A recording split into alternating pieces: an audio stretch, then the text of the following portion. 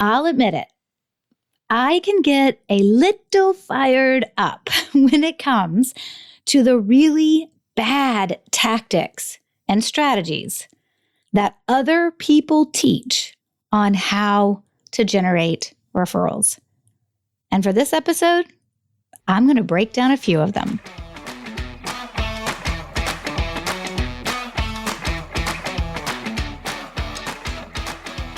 Hey there, and welcome to episode 257 of the Roadmap to Referrals podcast, a show about helping you build a referable business. I'm your host, Stacey Brown Randall. All right, if you saw the title of this episode, you know that this is a do this, not that episode. So let's have a little fun, shall we? These are real world examples. Oh yeah. Cringe-worthy stuff. But these are real-world examples, mostly pulled from the stuff either that I receive or the stuff that my clients receive and then send me so we can have a nice little chuckle together because, of course, they know a better way. But here's the thing. Once you know a better way, you really can't help but see the ridiculousness in these tactics. So let's dig in. You ready? Here comes number one of do this, not that. Okay, let's start with the don't. The not that, right? Let's start with the don't. Don't email blast everyone you know or anyone asking for referrals. All right, let me break this down for you before I give the do this instead. So here's the don't. Don't email blast anyone asking for referrals. So here's the email that arrived. The subject line said, referrals are always welcome and appreciated. Well, my first response to that is, of course they are. They're the best and easiest way to grow your business. It's kind of like Captain Obvious, right? Stating the obvious, Captain Obvious. Thank you so much. But it gets worse. The next thing said, and you're going to be able to tell what industry this is from, and this is prevalent in this industry. Oh my gosh, more so than others, but it's out there and all. Do you know someone looking for a home? If you have any friends or family who are looking for a home, I'd appreciate the referral. I'll shop multiple lenders to find a tailored solution for their needs, and I can get them to the closing table and into their dream home faster. More information. Okay, here's the thing. Yeah, this is really prevalent in the real estate industry. And while this happens to be done by a mortgage broker, it could have very well been a real estate agent or a multitude of other business owners in other industries, because this is not the first time I have seen this. I have seen this in the travel industry by having a travel company blast out, hey, we love your referrals, right? And it's their subject line, and then that's the message within the email. So here's the thing. That was the context. That was the subject line and the context of the email. I know what folks are trying to accomplish. I do. I really get it. And I know what everyone who does this or tries this is trying to accomplish is really mix a shortcut solution, though it's not a solution. Okay, let me just focus. All right. So what people are trying to do is they're trying to mix or pair together a shortcut solution with what they believe to be the directest approach to what they want. So they're just using email, which is the shortcut. It's extremely also impersonal, right? And they're mixing email with the directest approach they know to try to get what they ultimately want. In this case is referrals. So they're making an ask for referrals via the easiest way possible with, let's be honest, zero personality in an email. Now, here's the thing. You may be thinking to yourself, oh yeah, I get those from time to time and I read them. Great. I read the emails that come into my inbox too. But do you do anything with them? Will you actually remember, not maybe today, but in 4 days or 3 weeks from now or 2 months from now, when you're actually talking to someone who in this case needs a mortgage broker, right? Needs a loan officer to help them get a new loan, will you think about this person and the email they sent you 4 weeks ago? I won't. You know who I'll think about? I'll think about the people that I know that are mortgage brokers, that are loan officers, and I'll refer to them because those are the people that have that I have a relationship with, and they are occupying space in my mind. This is about your ability to be recalled when the opportunity presents itself. That is really what referrals are all about. Are you going to be recalled? Are you going to be remembered? Are you going to be the one that comes top of mind when your referral source is having a conversation with your ideal prospect? And are they going to think of you or somebody else? Sending an email like this is not going to do it. Now, could it maybe shake the trees a little bit? And on the day that you send it, you get a few people who respond back, great, thanks for reminding me. That is empty, hollow feedback. It isn't actually doing anything to produce referrals. Now, could your email hit on the exact day that somebody knows a friend who is looking for a loan? In this case, of course. And it may actually produce a brand new client for you through referral. But the odds, my friend, are not in your favor. They're just not. And I know that sounds terrible because let's be honest, I don't know, like it's not just business owners. It's like everyone. I mean, I see it in a lot of situations, personal and professional. It's like we're just part of this like shortcut nation, right? We're like, what's the fastest, easiest way to get to what I need? I get it, right? I made this comment on a podcast that I was on recently, and we were talking about the shortcut nation. I was like, yeah, I do it with exercise. I'm like, can't there just be like some like thing I hook up to me that'll just magically make me be in shape? And, can I just take some magic pill? It'll just magically melt the fat away and here comes all the muscles. Like I know we all do it. But thinking that a strategy like this, blasting out to your entire database or to your entire network that referrals are welcomed and appreciated, isn't going to produce the results you want. And in fact, what it is going to do, which is unfortunate, right, is it's going to actually just become more noise in everyone's inbox. I know we want the fastest, simplest, directest way to get to what our ultimate objective is, in this case, referrals. And I know the strategies and tactics that have been taught for decades and decades and decades, all the ones that I teach against, make it seem like that's the easiest, straight-lined, get there as fast as you can, just ask, just offer to compensate, right? I get that that's some of those strategies that you're taught, but that doesn't mean they actually work. Because they don't. And they don't. Because when you receive emails like that, how do you respond? Now, maybe you do get an email from someone that you really know and care about, and you see that and you respond back. And then maybe you do kind of keep them top of mind for 24 or 48 hours. But the majority of people don't, because we're just so busy doing our own things, worrying about our own lives. And that doesn't mean we're bad people. It means we're people. Sending an email like this, making a direct ask, is impersonal. And referrals are personal. Let me say that again. Sending a direct ask for referrals via email, like this example, is highly impersonal. But referrals, above all else, are personal. When I refer someone to you, I'm putting my reputation on the line. And so the relationship I have with you is kind of important. And the other thing with this noise in the inbox coming from this email blast you just sent out, it won't be remembered. And that's going to impact the memory runway of what we do last for a certain amount of time. It's why when I teach people to create a strategy to get more referrals from their existing referral sources, it's the strategy I teach in my Growth by Referrals program. We teach a 4-part framework based on science of what you want your outreach, your touch points to your referral sources to be. And one of that 4 pieces of that framework is this thing called memory runway. It's the things that you do at the top of the runway are just remembered longer and have greater impact than the things you do at the bottom of the runway, which means the more you do at the middle to the top of the runway, you get to do less of, which is fabulous when you're busy and still produce results. It's at the very, very, very dead bottom of that memory runway. You guessed it, email.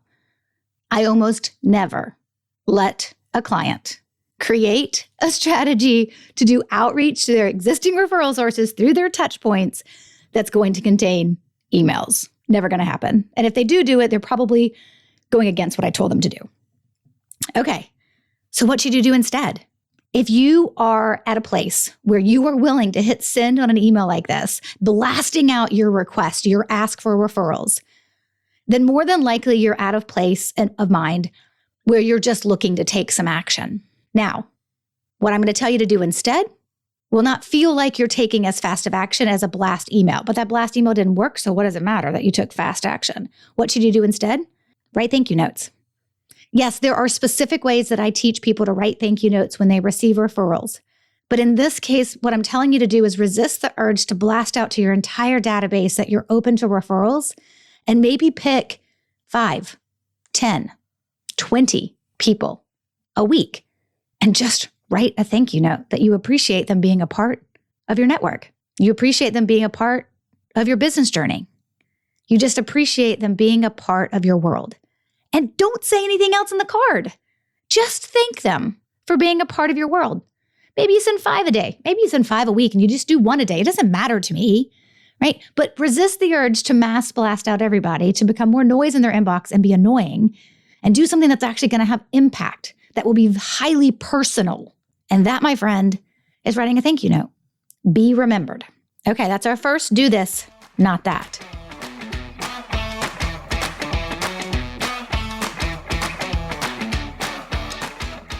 Hey, pardon the interruption. When it's time to double, triple, or quadruple your referrals, you need to join us inside the Building a Referable Business coaching program, BRB. It's just waiting on you. Go to stacybrownrandall.com/referable to learn about how I can work with you, come alongside you to help you create the referability in your business that you are craving. You can learn more about everything we provide inside BRB, understand exactly how I'm able to support you, which in that support, my favorite thing to do is to remove your roadblocks, which means answering questions when you don't know what to do and helping you overcome indecision. Those will kill your motivation. And in BRB, because I'm with you in a Q&A every week answering questions, we get to overcome those and blast through those roadblocks pretty darn fast. So the first thing you need to do if you're interested in joining Building a Referable Business coaching program is you got to submit your application. The link again to learn more about BRB and submit your application is stacybrownrandall.com/referable.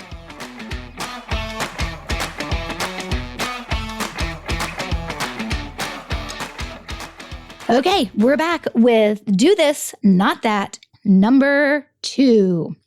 Okay, so this one is a lot like the first one, but what you're going to do instead is different. So that's why I've separated these out, okay? So the second don't that I want you to consider, right, that I want you to understand of what this will ultimately look like for you is don't directly ask somebody for referrals in person. Don't say at the end of a coffee meeting, oh, by the way, if you come across anyone you know that would be perfect for me, could you please refer them to me? Don't do that. Don't. Stop it. Just don't let those words roll out of your mouth.